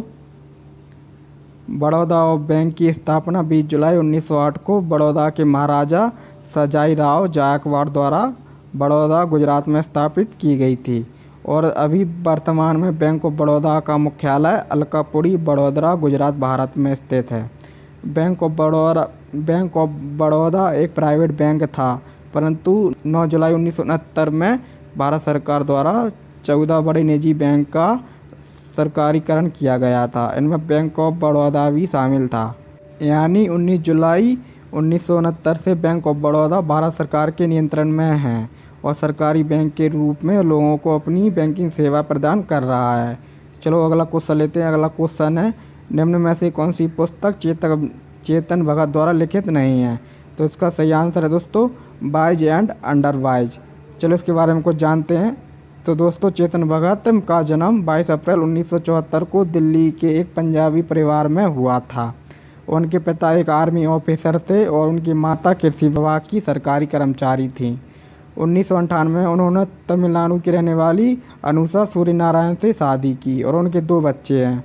और दोस्तों चेतन भगत सर्वाधिक बिकने वाली उपन्यासों के लेखक हैं, जिनमें दोस्तों 5.7 जो 2004 में प्रकाशित हुई थी, और one night the call centre, the 3 mistake of my life, 2 states, revolution, what young India wants, half girlfriend और मेकिंग इंडिया ओसम शामिल हैं। ये सभी किताबें बाज़ार में आते ही प्रसिद्धि के 7वें आसमान छूने लगीं और उनकी किताबों में से 4 पर तो बॉलीवुड फिल्म भी बनाई गई हैं, जिनमें हैं दोस्तों 3 इडियट्स, काईपोचे, 2 स्टेट्स और हेलो। ठीक है दोस्तों।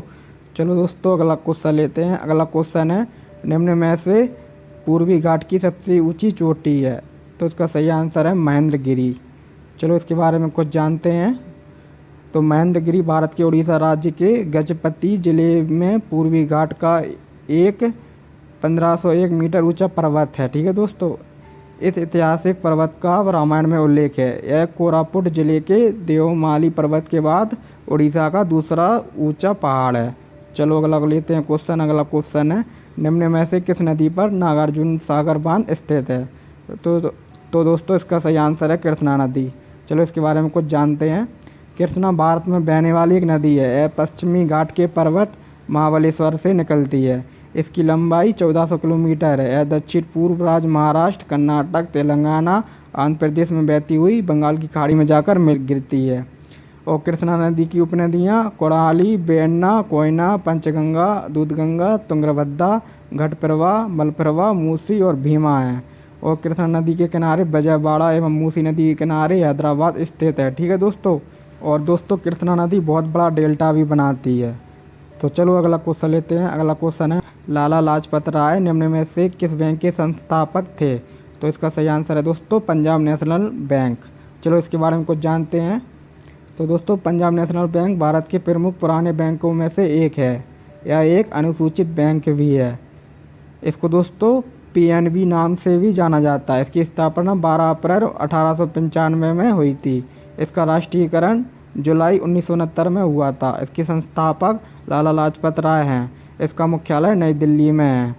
चलो अब अगला क्वेश्चन लेते हैं। अगला क्वेश्चन है, गुरु शिखर निम्नलिखित पर्वत श्रृंखलाओं में से किसका सर्वोच्च शिखर है? तो उसका सही आंसर है अरावली पर्वत श्रृंखला। अरावली भारत के पश्चिमी भाग राजस्थान में स्थित एक पर्वतमाला है, जिसे राजस्थान में अड़ावाला पर्वत के नाम से भी जाना जाता है। भारत की भौगोलिक संरचना में अरावली प्राचीनतम पर्वत श्रेणी है, जो गोंडवाना लैंड का अस्तित्व है।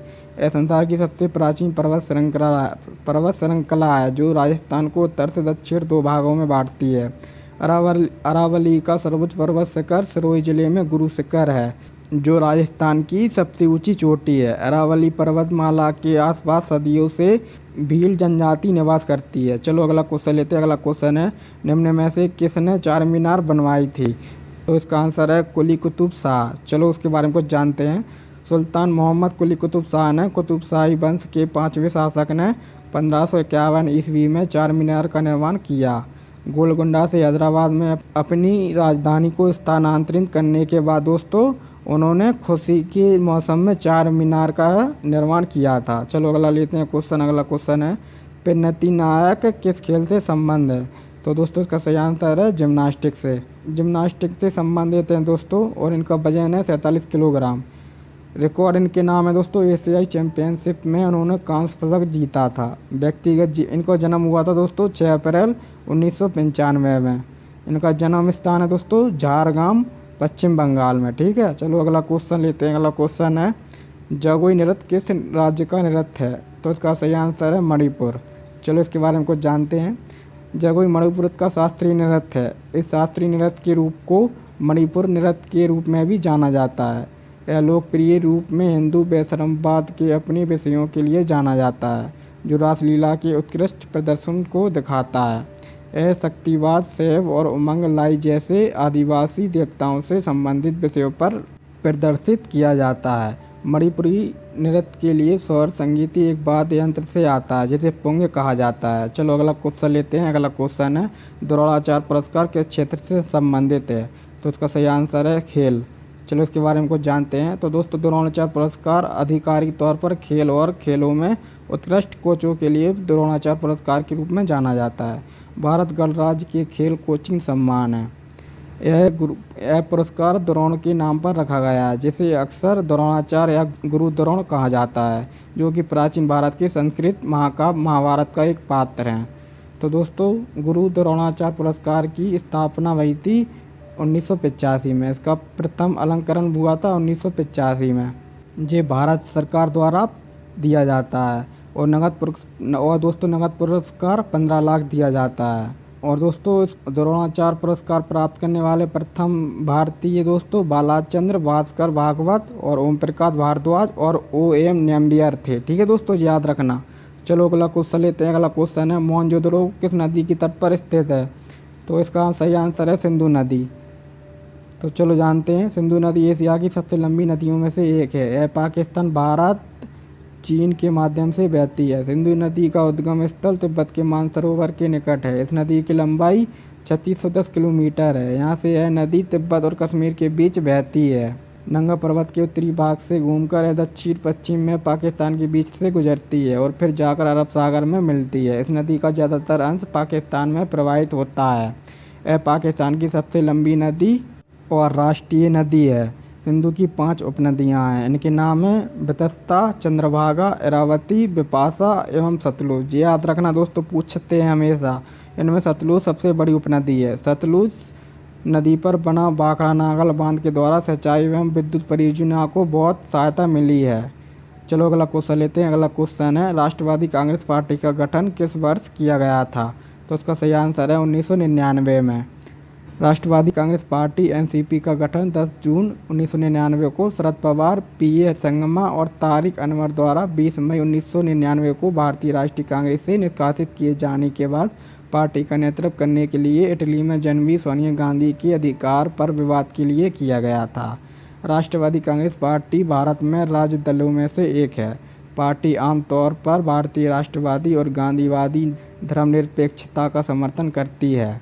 यह महाराष्ट्र में सबसे बड़ी विपक्षी पार्टी है और नागालैंड में तीसरी सबसे बड़ी पार्टी है। यह अन्य राज्यों में भी एक महत्वपूर्ण पार्टी है। ठीक है दोस्तों, चलो अगला लेते हैं क्वेश्चन। अगला क्वेश्चन है निम्न में से भारत की कौन सी भाषा अनुसूचित भाषा नहीं है? तो इसका सही आंसर है दोस्तों राजस्थानी भाषा नहीं है अनुसूचित भाषा में।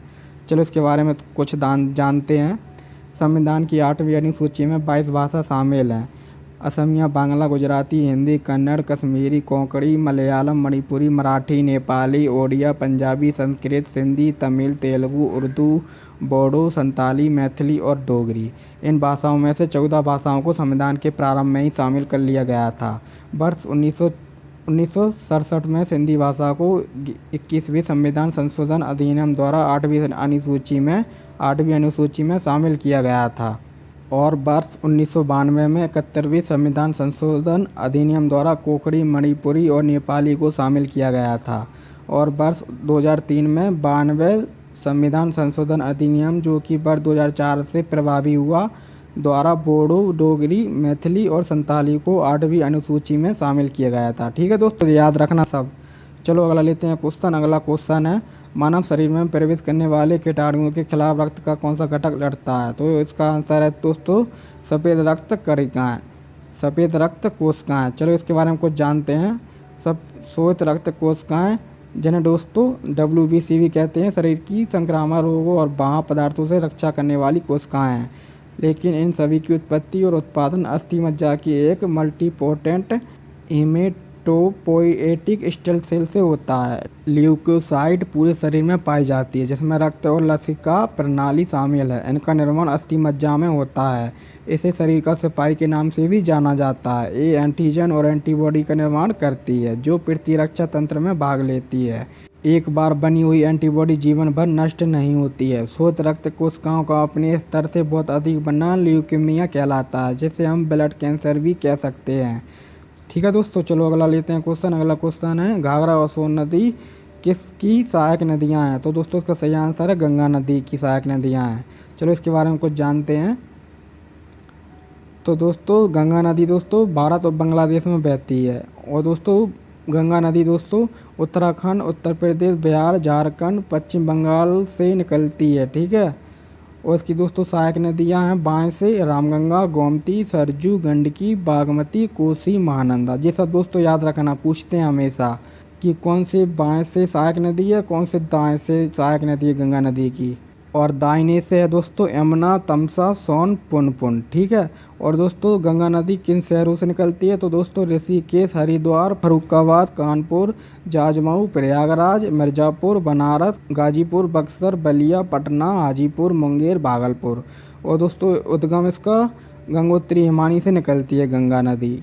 और इसकी लंबाई 2525 किलोमीटर है। चलो अगला लेते हैं दोस्तों क्वेश्चन। अगला क्वेश्चन है, पेंटिंग माई मदर किसने बनाया था?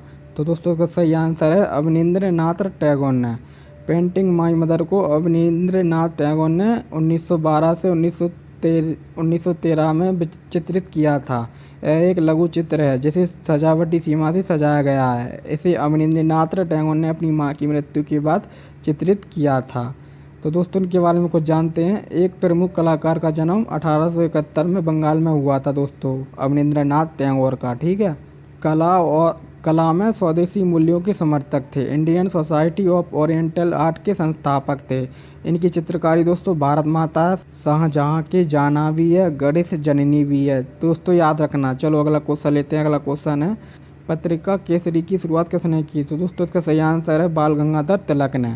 चलो इसके बारे में कुछ जानते हैं। तो दोस्तों बाल गंगाधर तिलक केसरी नामक मराठी समाचार पत्र के संपादक थे। केसरी को भारतीय स्वतंत्रता आंदोलन के एक प्रमुख नेता लोकमान्य बाल गंगाधर तिलक ने 1881 में स्थापित किया गया था।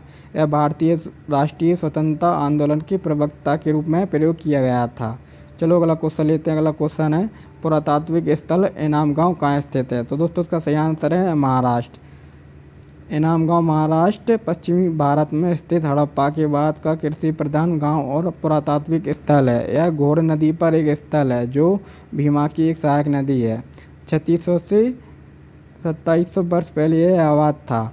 कभी कभी घरों के भीतर दफन किया जाता था।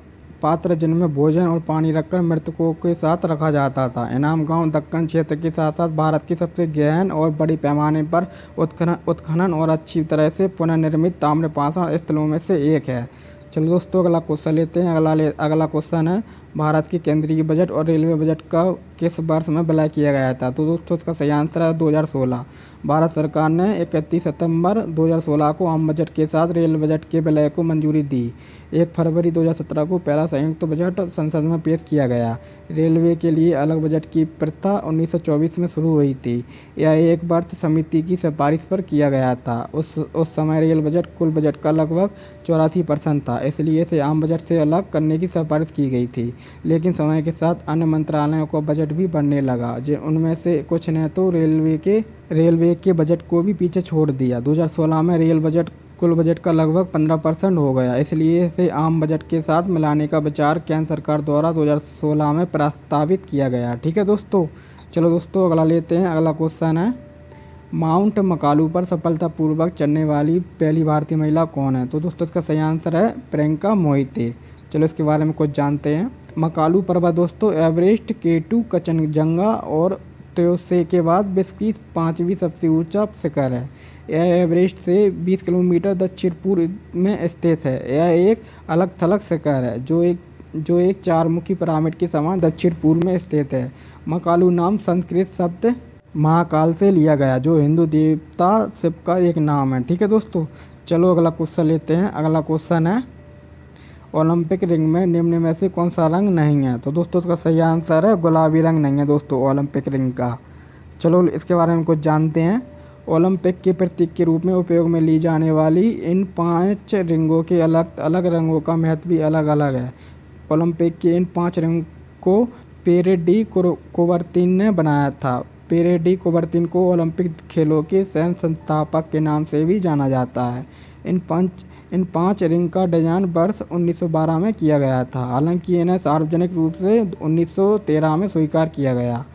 इनमें नीला रंग दोस्तों यूरोप को दर्शाता है, पीला रंग एशिया को दर्शाता है, काला रंग अफ्रीका को, हरा रंग ऑस्ट्रेलिया को और लाल रंग अमेरिका का दर्शाता है। ठीक है दोस्तों, अफ्रीका को काला इसलिए समझा जाता है क्योंकि यह पिछड़ा और गरीब महाद्वीप है। ठीक है दोस्तों, चलो दोस्तों अगला क्वेश्चन लेते हैं। अगला क्वेश्चन है, नील नदी किस देश में बहने वाली नदी नहीं है? तो दोस्तों इसका सही आंसर है अल्जीरिया में देश में नहीं बहती नील नदी। नील उत्तर पूर्वी अफ्रीका में एक प्रमुख उत्तर की ओर बहती नदी है। इसे आमतौर पर विश्व की सबसे लंबी नदी माना जाता है। 6,853 किलोमीटर की लंबाई के साथ नील नदी एक अंतर्राष्ट्रीय नदी है, क्योंकि इसके जल निकासी बेसिन में 11 देश आते हैं। वे देश हैं Tanzania, Uganda, Rwanda, Burundi, Congo, लोकतांत्रिक गणराज्य केन्या, इथियोपिया, इरिट्रिया, दक्षिण सूडान, रिपब्लिक ऑफ सूडान और मिस्र है। ठीक है दोस्तों, विशेष रूप से नील मिस्र और सूडान का प्राथमिक जल स्रोत है। नील नदी में से 2 प्रमुख सहायक नदियां हैं, व्हाइट नील और ब्लू नील। व्हाइट नील को हेडवाटर और नील की प्राथमिकता धारा माना जाता है। दोस्तों ये सब याद रखना पॉइंट। ठीक है, चलो अगला क्वेश्चन लेते हैं। अगला क्वेश्चन है, गोइंडी राष्ट्रीय उद्यान कहाँ स्थित है? तो दोस्तों इसका सही आंसर है तमिलनाडु में स्थित है। चलो इसके बारे में कुछ जानते हैं। गोइंडी राष्ट्रीय उद्यान तमिलनाडु का एक संरक्षित क्षेत्र है जो चेन्नई में स्थित है। यह भारत का 8वां सबसे छोटा राष्ट्रीय उद्यान है। स्तनधारियों की 14 से अधिक प्रजातियां हैं, जिनमें ब्लैक बक, चीतल या चित्तीदार हिरण, सियार, छोटे भारतीय कीवेट, सामान्य पाम कीवेट आदि शामिल हैं। ठीक है दोस्तों, चलो अगला लेते हैं क्वेश्चन। अगला क्वेश्चन है, नेशनल इंडियन कांग्रेस की स्थापना किस भारतीय ने की थी? तो दोस्तों इसका सही आंसर है महात्मा गांधी जी ने। 1894 में महात्मा गांधी जी ने नेशनल इंडियन कांग्रेस की स्थापना की थी। नेशनल इंडियन कांग्रेस दक्षिण अफ्रीका में भारतीय द्वारा किए जा रहे भेदभाव से लड़ने के लिए एक संगठन था।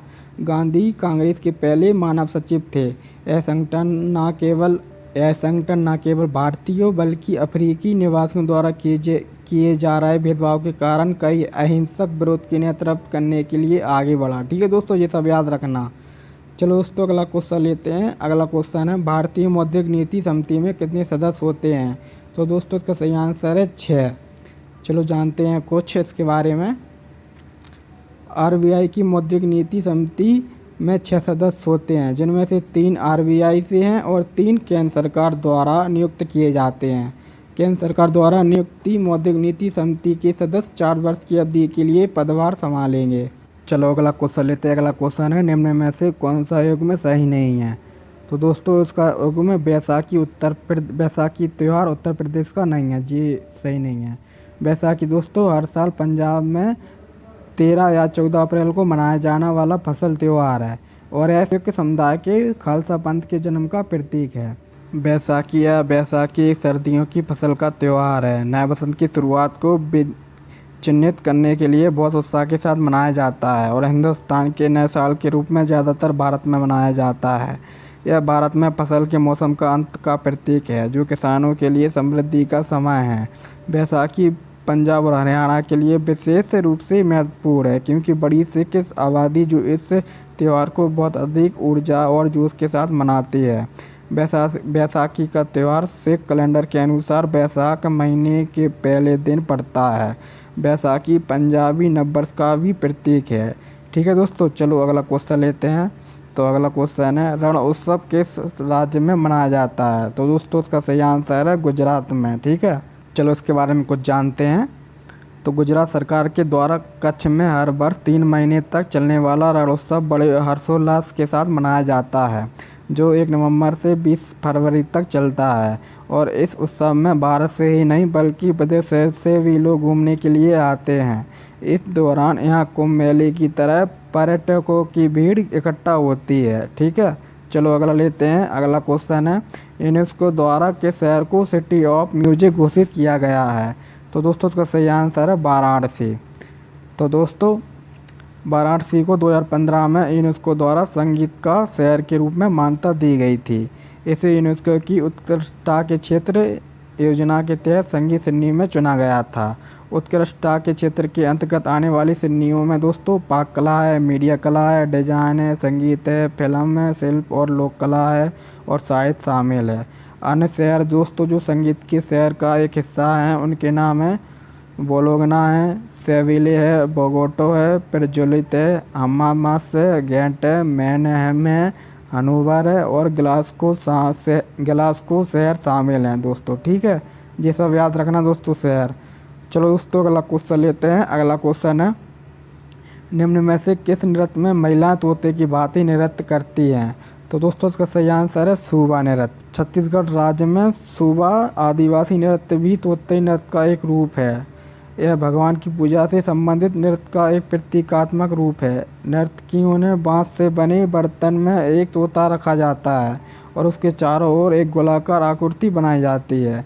फिर कलाकार गाते हैं और नृत्य करते हैं, जिसे ताली बजाते हुए देखना एक खुशी की बात होती है दोस्तों।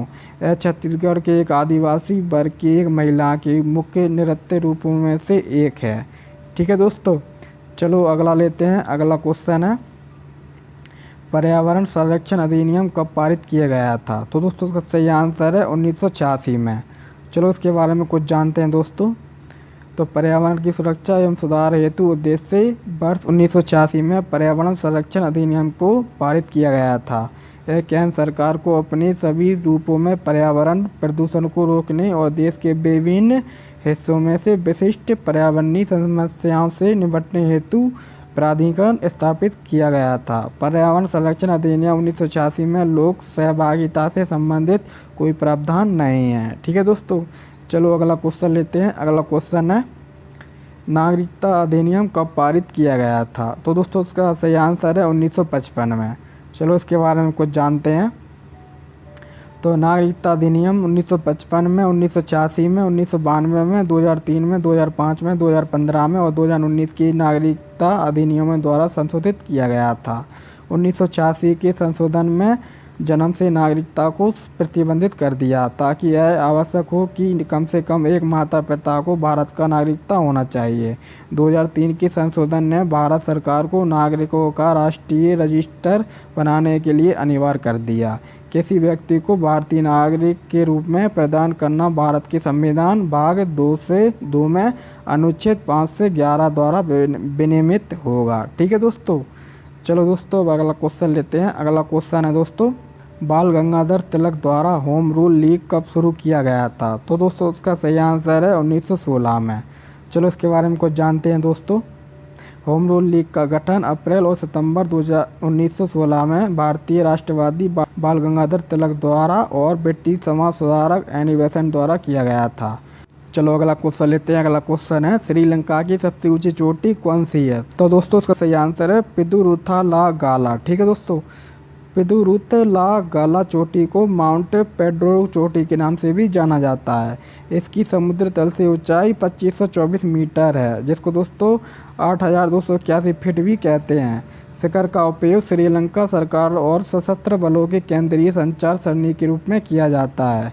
यह देश के रडार सिस्टम में एक महत्वपूर्ण बिंदु के रूप में जाना जाता है। चलो और पॉइंट देखते हैं दोस्तों। तो हकाकाबू रजी म्यांमार की सबसे ऊंची पर्वत चोटी है। ठीक है दोस्तों, और कांगगर पंजुम भूटान की सबसे ऊंची पर्वत चोटी है और माउंट एवरेस्ट नेपाल की सबसे ऊंची पर्वत चोटी है। ये दोस्तों सब पॉइंट याद रखना। अगला क्वेश्चन है, किस महल को डच पैलेस के रूप में जाना जाता है? तो दोस्तों उसका सही आंसर है मट्टनचेरी महल को डच पैलेस के रूप में जाना जाता है। मट्टनचेरी महल केरल में स्थित है। मट्टनचेरी महल, जिसे आमतौर पर डच पैलेस के रूप में जाना जाता है, औपनिवेशिक प्रभावों के साथ केरल वास्तुकला का एक उदाहरण है।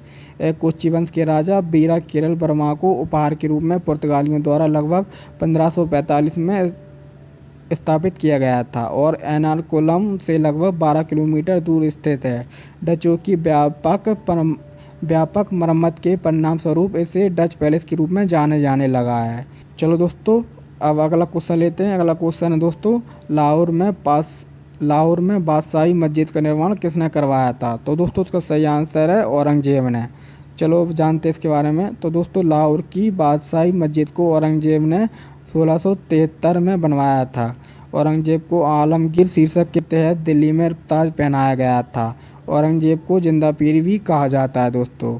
लाल किला दिल्ली की मोती मस्जिद भी औरंगजेब ने बनवाई थी। तो दोस्तों ये सब याद रखना।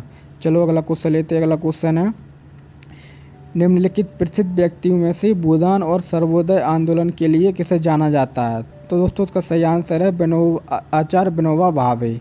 और इनका दोस्तों पूरा नाम था विनायक नरहरि भावे। इनका जन्म हुआ था 11 सितंबर 1895 में गुजरात में हुआ था दोस्तों। और दोस्तों इनकी मृत्यु हुई थी 15 नवंबर 1982 में इन वर्धा में, महाराष्ट्र में। ठीक है दोस्तों। इनको दोस्तों भाषा बहुत सारी आती थी, जिसमें मराठी, संस्कृत, हिंदी, अरबी, फारसी, गुजराती, बांग्ला, अंग्रेजी, फ्रेंच आदि ये सब आती थी लैंग्वेज। और दोस्तों उनको पुरस्कार मिला, भारत रत्न मिला और प्रथम रेमन मैग्सेसे पुरस्कार भी मिला दोस्तों। ये सब याद रखना पॉइंट।